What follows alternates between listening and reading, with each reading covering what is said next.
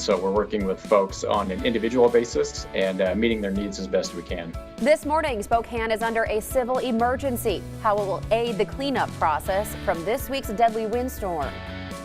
48 hours later and the danger continues. I'm Tim Pham. I'm live all morning long here on Up with KREM to let you know which parks in our area are closed.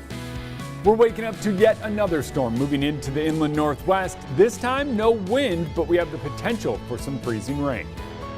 An abundance of caution in our nation's capital. Today, what's being done ahead of next week's Inauguration Day? Second floor! This morning, a Capitol officer who selflessly fought off an angry mob during last week's riots is recognized for his bravery. Up with KREM starts right now with Jen York, Joshua Robinson, Jeremy Legoo, and Dana Marie McNichol.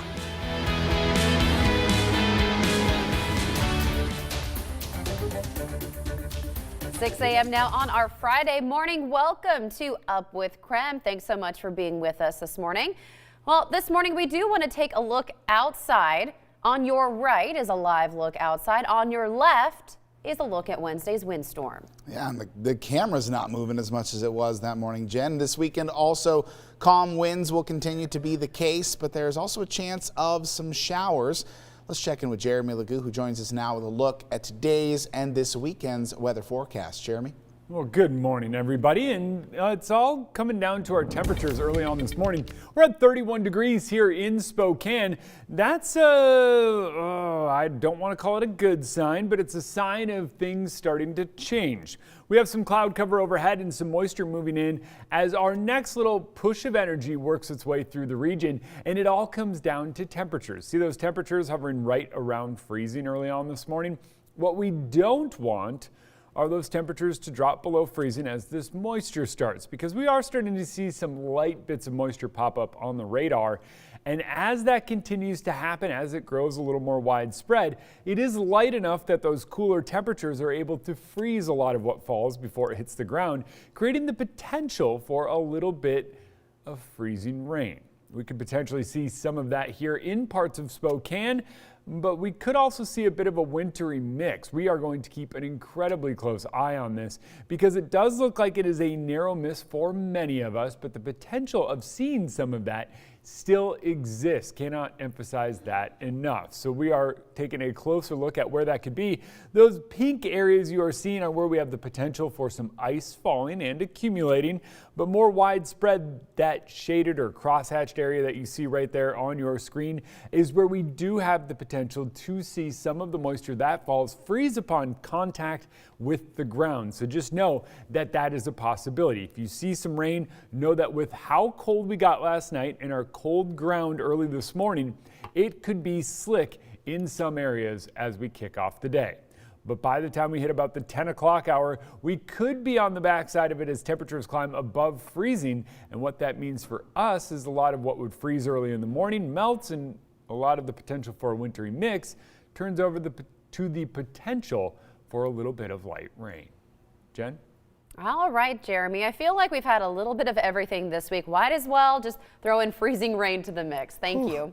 All right, 6:03 now this morning. Avista is working to restore power to about 29,000 customers. So take a look. Outages are spread across eastern Washington and Idaho. So the big question, when will power come back on? Well, Avista says most power is expected to be restored by tomorrow. But in some cases, especially in rural areas, it could be longer than that. Now today, Avista is hosting an event allowing customers to charge their phones for free.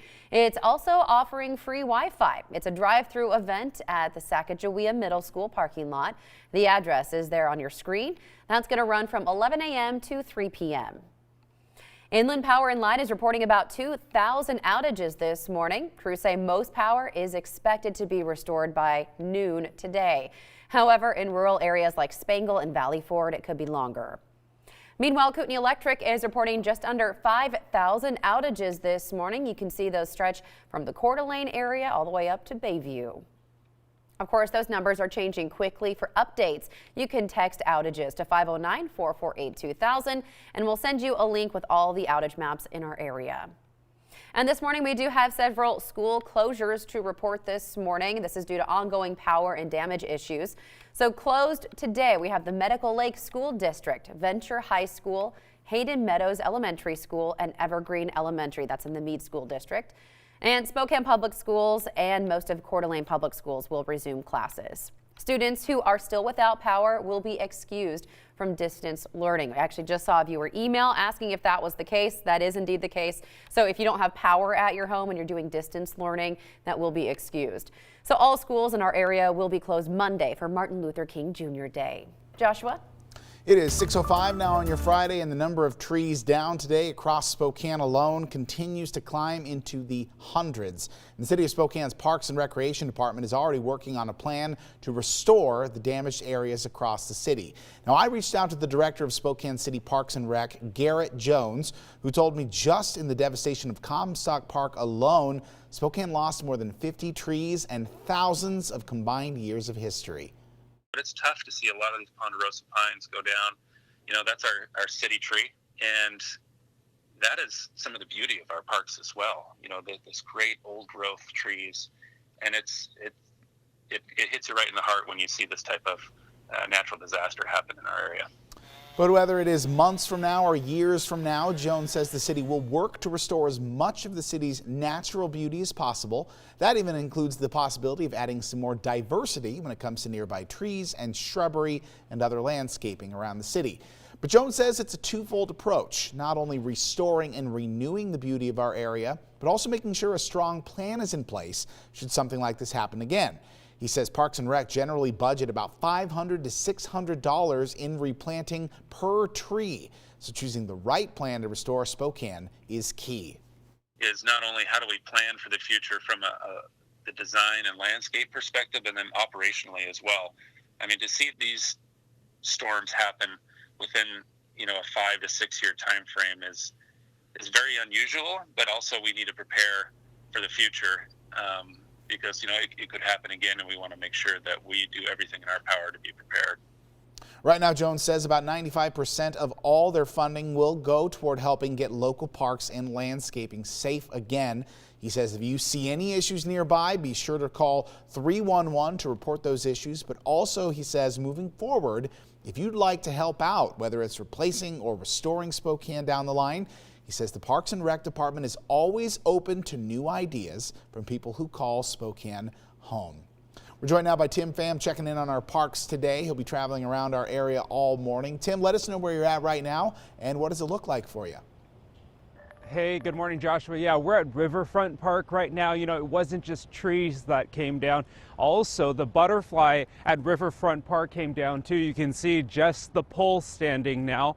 The wings and the butterfly is down, and it's so sad to see because, as we know and as we've reported on, there was a huge effort to get this butterfly back at Riverfront Park after it was taken down for construction for obviously the restoration of the North Bank here. But yeah, it's just really sad to see. You know, this butterfly in the new construction was supposed to withstand about 110 mile-per-hour winds.